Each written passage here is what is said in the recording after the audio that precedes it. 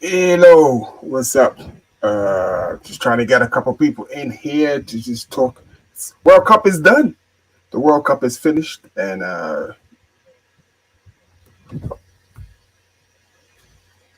so, what? Let's turn the volume down on that. Where's it to? Oh man, we got the volume up on something else. There we go. There we go. That's good. Now we good. Now we good. That feedback was not cool. I was looping. I don't know what you heard, but yeah, I was looping pretty bad. So anyway, we just wanted to talk a real quick about. Let's get this mic up. There we go. So wanted to just talk real quick to the folks. Tagged a bunch of people. Hopefully, we could get some people in there. And we could just get some talk about cycling and talk about what's been going on. There's a couple of things I've been thinking about that's been going on inside of the cycling uh, arena. Since the pandemic, we had like a huge influx of people really taking interest into riding bikes. And in a way, those people have sort of not gotten a look at. They've been overlooked a little bit. So I just wanted to see if we could just talk about that. Like we could like it's called I guess you would call bridging the gap between the seasoned cyclists like myself that's been around and doing it, and then also those that are new to the sport, just coming into the sport. And there is a bit of disparity in the way those cyclists did, and in turn they've created their own lane. And the funny thing is that that lane that they've created is a lot of the long term cyclists don't like it. They don't appreciate the way that they're introducing themselves into the sport, the way they take the sport, the way they ride, the way they dress, the way they talk, the way they hang out. There was a group in LA before I left LA. I'm not going to say the name of the group, but basically they've changed a little bit. I've noticed that when they first started, they just like, we just want people who want to ride bikes, come and ride their bikes. And they were riding all types of bikes, fixie bikes, granny bikes, choppers, all types of things. And when they were riding, they were riding however they wanted to. Like if they didn't want to wear a helmet, if they didn't want to wear cycling gear, they wore cycling gear. So they all dressed how they wanted to. So that was how people got introduced to. But then I'm seeing now that a lot of those same people, like the group itself, actually incorporate. You coming on the ride, bring a helmet. And I think it came down to like legal issues, like with the group. So basically, because the group was like, you're putting people on the road, and if something happens, then you can get sued. So I think the owner of the group had to make the decision. So like, yo, ride, you gotta wear a helmet. We gotta protect everybody, including ourselves and you. So this group as well. When they got to the places, like people will get to the place, the destination, sit up and have a smoke, be smoking weed and edibles or doing whatnot. And they were having a good time, and they were doing cycling their way. But so the traditional cyclists, nah, they wasn't having it. The traditional cyclist was not trying to vibe with what they were bringing. But at the same time, the traditional cyclist wasn't trying to like understand where they were coming from. And at the same time, the new I would say the pandemic cyclists weren't even interested in learning. We ain't wearing no tights, we ain't wearing no helmets, we ain't wearing no all this stuff. So it was a weird dynamic. So what we have is a new breed of cyclists, a new the way they do things. There's a good friend of mine. He's been cycling probably just as long as I have, maybe a little bit longer. I think it's the same age as me, maybe a few years older than me. It's making a comment in a cycling group, and a gentleman had brought some arrow bars that cost in excess of 400 US dollars, I believe. And the way that these bars are designed, they're designed so that when you're riding, they're made to be fast. So they have an arrow profile, like so a flat-ish look to them, like an arrow profile. So when the when you're riding, it's just made to be fast. It's just made for speed. So this gentleman, he's got these bars and he put them in a group and he showed them to the group and everyone's like, ooh, man, that's amazing. So I noticed like he had them taped up. So I didn't say anything. I said, he's a new guy, so just let him be. And the guy who's seasoned like myself, he just like, you know what? The bars you have, those things are awesome. They're spectacular, but they're not designed to be taped all the way. They're only designed to be taped a certain way amount. So, so the aerodynamic properties kick in and actually are, um, so that the aerodynamic properties actually work. And the guy's rebuttal was fire. It was just like, these are my bars. I spent my money. I could do whatever way I want to, however I want to. And I was like, so this is where we're at. Like, and the way my friend came in and made the suggestion to him, it was definitely wasn't in an aggressive manner, not at all. So it was definitely in a chilled manner. It's like, yo, just word of advice, so but the gentleman wasn't trying to hear it. And this is the issue that we have, trying to um like bridge this gap between like the pandemic cyclists and the and the new cyclists. Jeff A Cycling. What's up to Jeff A Cycling? So we got the interview for Jeff A Cycling coming up. So I hope that you can check that out. So if you are new to my page and stuff, check out my YouTube page, Say It With Your Legs Cycling, and it's going to be everything cycling. I'm going to talk about that page and what it's actually exactly is going to be doing in the new year. So back to what I was talking about, like the bridging the gap between the new cyclists and the older cyclists.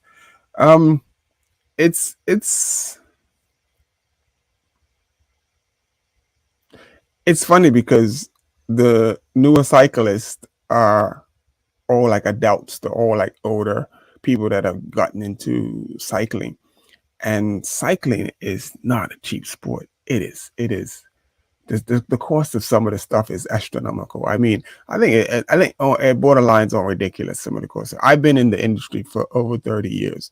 I've been mechanics in shops all over the world, and I've got the opportunity to work in many different with lots of different people and lots of different situations.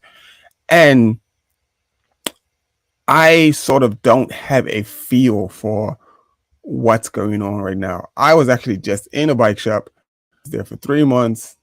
3 months came, and it was like, at the end, when we sat down and had that 3 month meeting, it was coming to a point where, yo, what's, and this and that and this and that. And I was just like, you know what?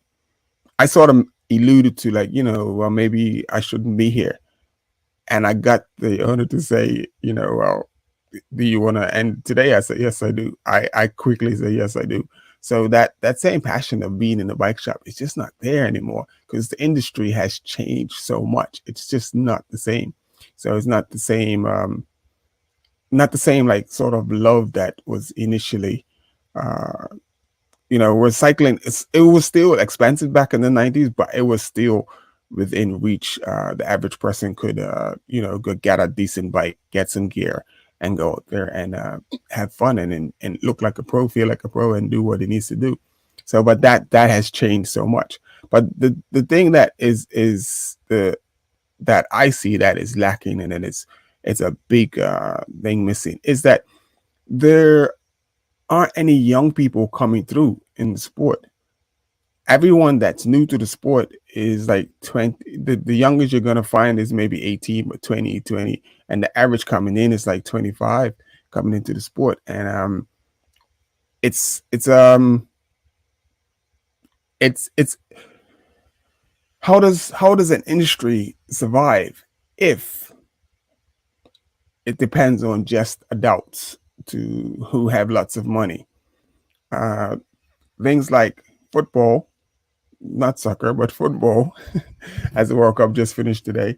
Um, Basketball, baseball, uh, cricket, any sport that you play, most of the world sports that are really dominant, they sort of depend on the younger generation coming through, because they feed into the sport. So they always need the nucleus always needs to be updated, upgraded, and stuff. So the younger people are missing from our sport. We don't really. You go to any country, just about any country, except for like parts of Europe. Parts of Europe have really good youth programs. There are parts of Europe that have outstanding youth programs.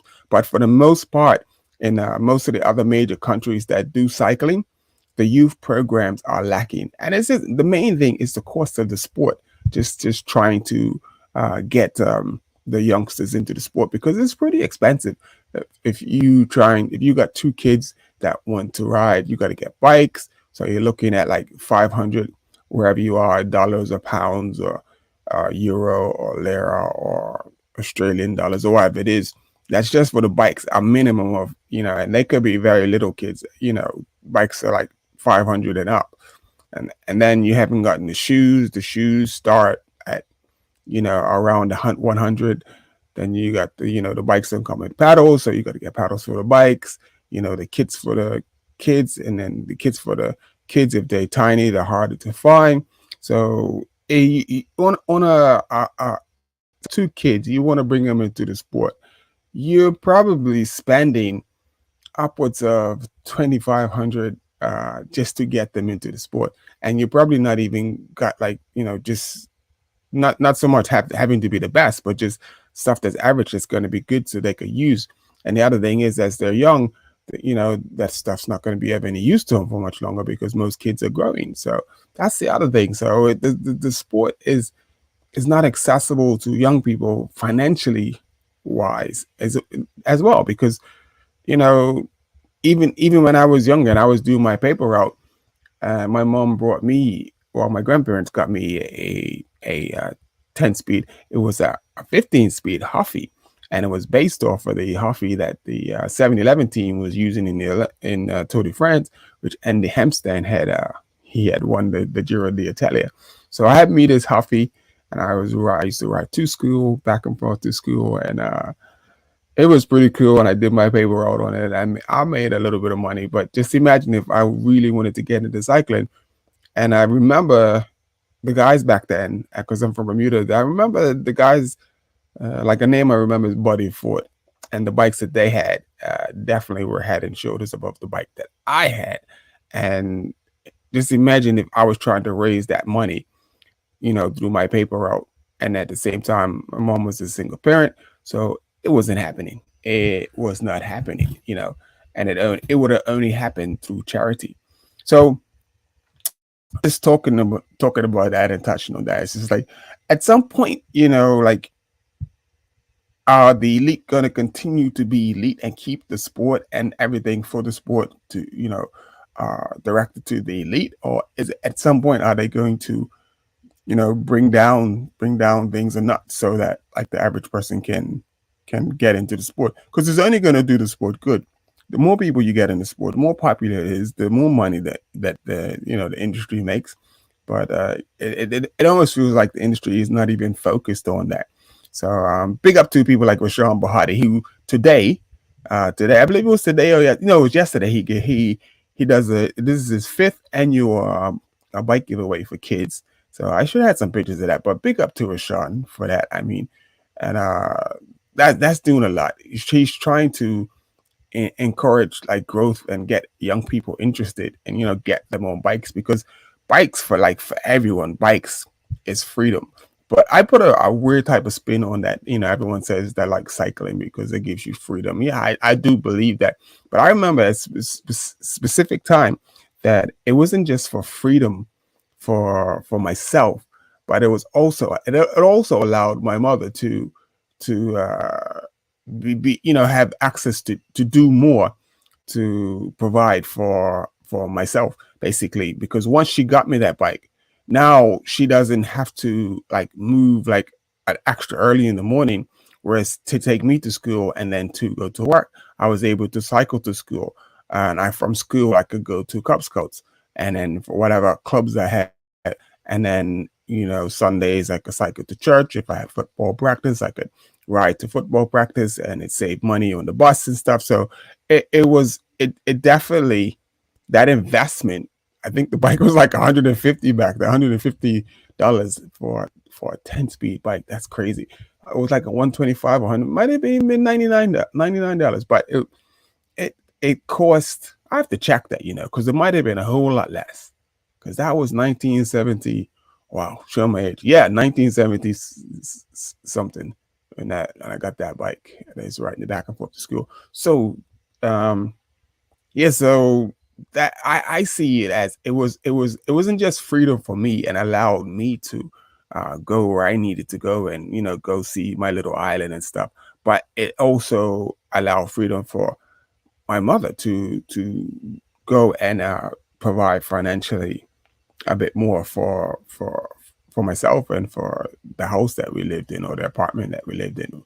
We had an apartment, then we were in a house. So that's what it allowed for. So it allowed for like another type of freedom for myself, and freedom for my mother to continue to pursue work and support our family, just me and my mom. So big up to my dad, who's passed now, but um mixed. I didn't even know what to say about my dad, because he definitely wasn't there, but he did his best. I did get to live with him for a little bit, so there was definitely love for my dad. Definitely big love for my dad, but he could have done a better job. So he could have done a better job. And it's funny that the apple doesn't fall far from the tree. So, and I ended up in a similar situation to my dad. But the funny thing is, my grandparents got my bike, but his bikes are bikes. So, because I was passionate about cycling, and that's the one thing I was going to do. And I did. I was there for them a lot more than. I don't stop talking about myself. I was there for my kids a lot more than my dad was for me.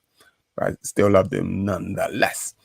So like just getting into the expense of the sport, like there's the young people, like there are no young people in the sport. So which leads me to segue into like what I am doing. So basically, Say It With Your Legs Media. What is Say It With Your Legs Media? It all derives from a really I guess it's a comical place where guys, when they ride, basically at the end of every ride, it's always like, yo, what happened, man? Well, you see, when you guys really put the attack down, I went to change gears, and the gears is, messed up. There wasn't. So once that gap created, or the tires were under pressure, or the night before something happened, or I did this or did that. It's always these excuses, and basically it comes down to, dude, don't run the excuses. Just say it with your legs. Just say it with your legs. So, but anyway, that's where Say It With Your Legs comes from. So enough talk. Just get on the bike. See, like this mountain behind me, that's in France. That's in France, and I can't remember the name of it. It's Gax. I know it's called, like, part of the name is Gax, but there's the name is much longer, and it's right by the Lake of Geneva. It's not too far from the Lake of Geneva. Probably at the top of that, you can see the Lake of Geneva. You're probably about, I don't know, 5 mile ride from Lake of Geneva. Pretty cool. So that was a pretty cool trip that I did when I went over to France. So I rode in France, and I rode in. So what's the whole point? Like this hopefully I get the subscribers and the followers that I need and stuff. And I will be in Europe from February through until basically hopefully to the end of the season. So I'm going to cover most of the early classics, and hopefully things go well and finances go well, and then I'll be able to cover the rest of the classics. So I'll be bringing the world tour cycling events on Say It With Your Legs Media. So that's what I'll be doing. So hopefully by then I'll have a few followers and people that are in tune to what's going on. So hopefully, like the watch back, you get this far, and you actually can hear like the vision and stuff. So basically, I'll be covering all of the big events: Paris-Roubaix, Strade Bianca, Tirreno Adriatico, Get Wevelgem. That's the race that Biniam Gourmet won. I'm not quite sure if you're familiar with Biniam Gourmet. He's from Eritrea, a cyclist from Eritrea, and first African cyclist to win a monument, first black cyclist to win a major monument, which is pretty cool. So we'll be following Biniam Gourmet and tons of other people like Aisha McGowan, um, Tinell Campbell, and a bunch of other people. So I'm gonna do my best to cover as much as I can with while I'm doing that. So this is going to be interesting. It's going to be a challenge. It's going to be it's not a logistical nightmare. So I've worked everything out. So things go as planned. It shouldn't be too tough. It's going to be a lot of driving, but we're going to get it done. So my long-term goal is to get in. My long-term goal is to open a cycling academy. So I'm gonna put a link to my page, which actually talks about my long-term plans and my long-term goals. Is our vision to start an international youth cycling academy. So the goal is to open a cycling development camp that takes kids from lower income countries and consistently produce the world's future professional cycling champions who are recruited by well-known teams across Europe. Since the main barrier to the sport is the cost, generating funds for this successful venture requires a special mix of passion, cycling, social media, and business. What is our plan for success? To make the YouTube platform profitable with clear, visible goals for engagement engagements are needed. My content focus is following pro tours races across Europe. Based on my professional cycling career, I'll be able to provide a fresh perspective on the sport in order to generate revenue towards my long-term goal of the Youth Cycling Academy. What is our unique offering? That's to say with your legs. Many content creators cover cycling, do so from their home studio, which is what I'm doing now. However, similar to top pro cyclist by Stetema, who over the last 2 years gained a following of 150,000 subscribers, more than 24 million views, I will interview top riders and the crews on location during the European cycling season. Engagement will be fueled by asking cyclists, the viewers questions, providing an inside view of the professional cyclist's daily life, review the setup and breakdown of each event. I discuss how weather conditions are affecting the racing, like wherever it's cold, it's hot, it's wet. Personal ride-alongs with me during the season. So I'm pretty sure I'll be able to get one or two, bump into one or two cyclists, pro cyclists, and ride with them and talk with them and get their what's going on. And visit iconic hills, roads, mountains across Europe. And as the channel grows, additional revenue will be secured from brand partnerships, affiliated marketing, joint ventures, and relevant product placement, etc., etc. So that is the plan for the future. So let's put that. Where are we? You are here. So let's put this in the stream. Banners. Create a banner. Paste. Banner. So that's my website, basically with my future plans. So if you want to check out and see what this is all leading to. So the thing is, like, you just got to put in the work, and these moments where you got one viewer, two viewers at the most. I had two viewers, man. I had two viewers. I can't believe that. It's like whoa, need a celebration.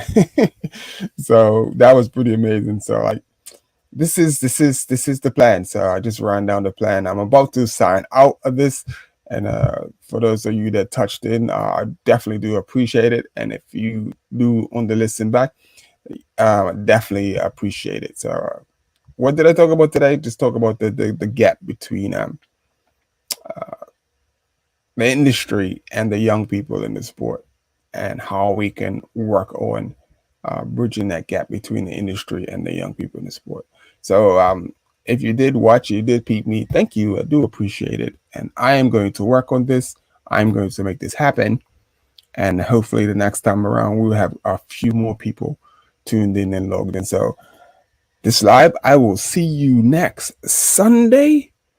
It might be a little earlier. What is today? It's 6 p.m. So I guess that sounds like a good time. 6 or 5:45 to 6:15 sounds like a pretty good time.